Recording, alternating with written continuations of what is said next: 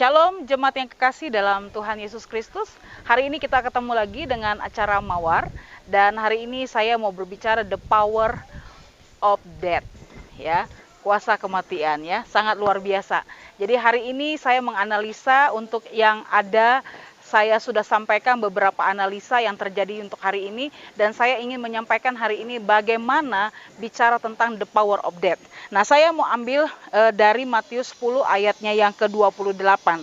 Firman Tuhan katakan demikian, "Dan janganlah kamu takut kepada mereka yang dapat membunuh tubuh, tetapi yang tidak berkuasa membunuh jiwa. Takutlah terutama kepada Dia yang berkuasa membinasakan baik jiwa maupun tubuh di dalam neraka."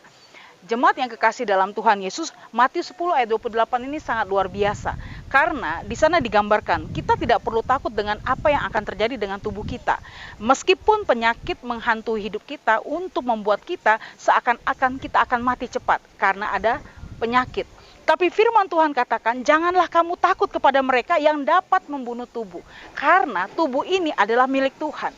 Maka kalau kita bicara dalam bahasa aslinya, ada dua kata yang digambarkan dengan kata daging atau tubuh, yaitu sars dan soma.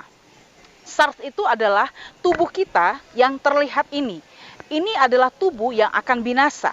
Tapi bicara soma itu adalah bicara tubuh yang tidak akan pernah binasa. Dan itu akan menjadi satu hidup kekekalan. Yang bicara tentang bagaimana Yesus menyelamatkan kehidupan kita. Maka di dalam Injil Matius 10 ayat yang ke-28 ini menggambarkan bahwa kita tidak boleh takut dengan apapun yang terjadi hari ini. Pandemi COVID-19 membuat orang seakan-akan takut dengan kematian. Tetapi firman Tuhan mau menggambarkan kepada kita, jangan takut untuk kita bicara tentang yang dapat seakan-akan membunuh tubuh kita. Karena apa? Tetapi yang tidak berkuasa membunuh jiwa. Karena tubuh dan jiwa ini adalah milik Tuhan. Maka Matius menggambarkan kepada kita bahwa hidup ini harus tetap yakinkan Tuhan ada bersama dengan kita. Karena tubuh dan jiwa ini adalah milik Tuhan. Maka ketika bicara sars dan soma, bukan hanya yang terlihat, tapi yang tidak terlihat, yang melakukan segala sesuatu dengan kekekalan, itulah yang Tuhan jamin. Maka di dalam Injil Matius 10 ayat yang ke-28 dikatakan, takutlah terutama kepada Dia. Siapa Dia? Yaitu Tuhan yang menjadikan manusia kita. Maka digambarkan ke dalam kitab Kejadian pasal yang kedua, ayatnya yang ke-18 sampai dengan 26, bahkan Kejadian 1 ayat 27 sampai 28 pun menggambarkan imago Dei, segambar dan serupa dengan Allah.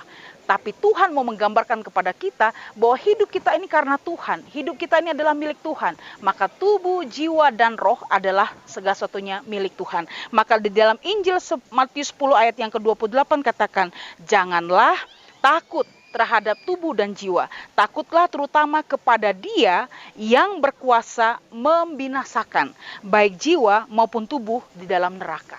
The power of death hanya bisa diselesaikan di dalam tangan Tuhan Yesus Kristus. Kita lihat bagaimana peristiwa Lazarus, dia sudah 4 hari dikategorikan sudah mati. Tapi 4 hari itu adalah hari kemenangan. Karena apa? Yesus bilang, hai Lazarus, bangun dan bangkitlah. Ternyata Yesus yang kita sembah dapat menghidupkan orang yang mati. Karena Dia berkuasa atas tubuh dan jiwa. Maka jangan pernah takut dengan semua kondisi yang ada hari ini.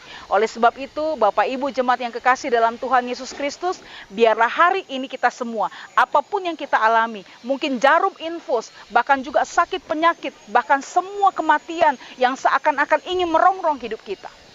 Ingat, ada Tuhan yang selalu menyertai kita. Dan biarlah hari ini kebenaran firman Tuhan lewat mawar, kita membuat kita jadi tetap kuat. The power of death ada di dalam tangan Tuhan. Mari kita berdoa. Bapa di dalam surga, kami berterima kasih. Tuhan begitu baik dalam hidup kami, dan kami percaya tubuh, jiwa, dan roh kami ada dalam tangan Tuhan. Maka penyertaan Tuhan sungguh sempurna atas hidup kami. Dan biarlah setiap kami boleh tetap berharap kepada Tuhan. Terima kasih Bapa, hanya di dalam nama Tuhan Yesus Kristus kami berdoa dan mengucap syukur. Amin. Terima kasih Bapak Ibu yang kekasih dalam Tuhan Yesus Kristus. Dan biarlah kita tetap setia di dalam Tuhan. Selamat istirahat, Tuhan Yesus memberkati.